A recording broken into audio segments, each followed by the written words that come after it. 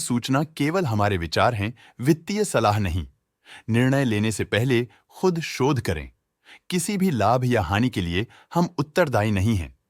आज हम देख रहे हैं एलांटिस बेक इंडिया लिमिटेड के 2024-25 Q3 की standalone financial performance. Starting with the sales, पिछले क्वार्टर से सेल्स में 7% का इंक्रीज हुआ है, मगर कंपनी ने पिछले साल के मुकाबले 13% का सेल्स इंक्रीज रिपोर्ट किया। Expenses 8% quarter on quarter increase हो गए हैं, जो साल भर के 17% के राइज के साथ अलाइन करता है। क्वार्टरली सेल्स के कंपैरिजन में एक्सपेंसेस इंक्रीज होना दिखाता है कंपनी ने एक्सपेंसेस मैनेज करने के लिए स्ट्रगल किया। कंपनी ने पूरी साल के दौरान चैलेंजेस का सामना किया। ऑपरेटिंग प्रॉफिट, जो पिछले साल के कंपैरिजन में -2% डाउन हुआ है, quarter on quarter around 5.5% increase हुआ है। Operating profit margin OPM annual basis पे -3% से डिक्रीज हुआ है और पिछले क्वार्टर के कंपैरिजन में -0.5% से डिक्रीज हुआ है। एक्सेप्शनल आइटम्स को ऐड करके अदर इनकम पिछले क्वार्टर के कंपैरिजन में -19.5% गिर गई, बावजूद इसकी ईयरली डिक्लाइन -40% हुई है।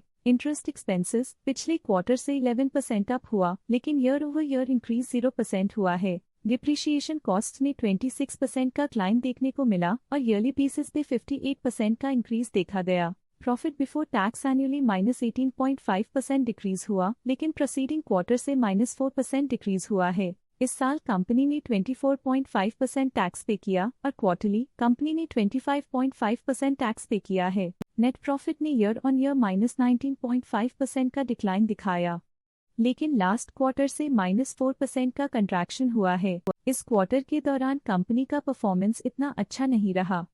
नेगेटिव नेट प्रॉफिट लॉसेस को इंडिकेट करता है। वहीं अगर एनुअल एनालिसिस की बात करें तो साल के दौरान कंपनी का परफॉर्मेंस अच्छा नहीं रहा। नेगेटिव नेट प्रॉफिट का मतलब है कि कंपनी प्रॉफिट के कंपैरिजन में नुकसान उठा रही है। अर्निंग्स पर शेयर EPS में ईयरली -19.5% का डिक्रीज देखा गया, लेकिन क्वार्टरली में 4% की गिरावट भी नजर आई। इस क्वार्टर में कंपनी का EPS इतना अच्छा नहीं रहा। नेगेटिव प्रॉफिट कमजोर एफिशिएंसी को दिखाता है। एलांटिस बेक इंडिया लिमिटेड के फाइनेंशियल स्नैपशॉट को रिव्यू करते हुए कुछ मुख्य ट्रेंड्स सामने आए हैं जो कंपनी की परफॉर्मेंस पे रोशनी डालते हैं।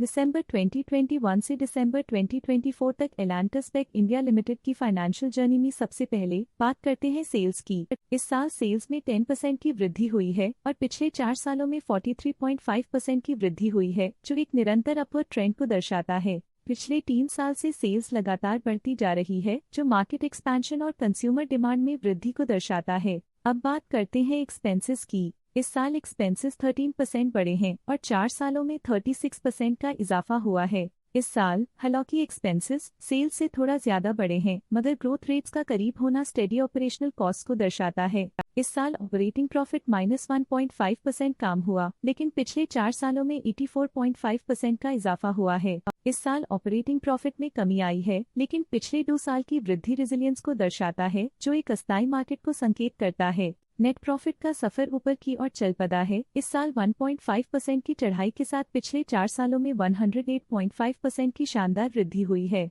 पिछले 3 साल से नेट प्रॉफिट लगातार बढ़ रहा है, जो फाइनेंशियल हेल्थ को मजबूती देते हुए इन्वेस्टर्स का ध्यान आकर्षित करता है। इस साल EPS ने ऊंचाइयों को छुआ है 1.5% की वृद्धि के साथ, जो पिछले 4 सालों में 109% की मजबूत वृद्धि पर आधारित है। पिछले 3 साल से अर्निंग्स पर शेयर EPS में लगातार इजाफा हुआ है, जो प्रॉफिट ग्रोथ को मजबूती देते हुए शेयर होल्डर वैल्यू को बढ़ा रहा है। चलिए अब बात करते हैं शेयर होल्डिंग पैटर्न की। एलांटिस बेक इंडिया की शेयर होल्डिंग रिपोर्ट्स कुछ इस प्रकार की हैं, जो दिसंबर 2024 के 31 तक चलता है। ये रिपोर्ट कंपनी के शेयर्स की डिटेल्ड जानकारी देता है, जिसमें promoters, promoter groups, foreign investors, public investors और सरकारी एंटिटीज शामिल हैं।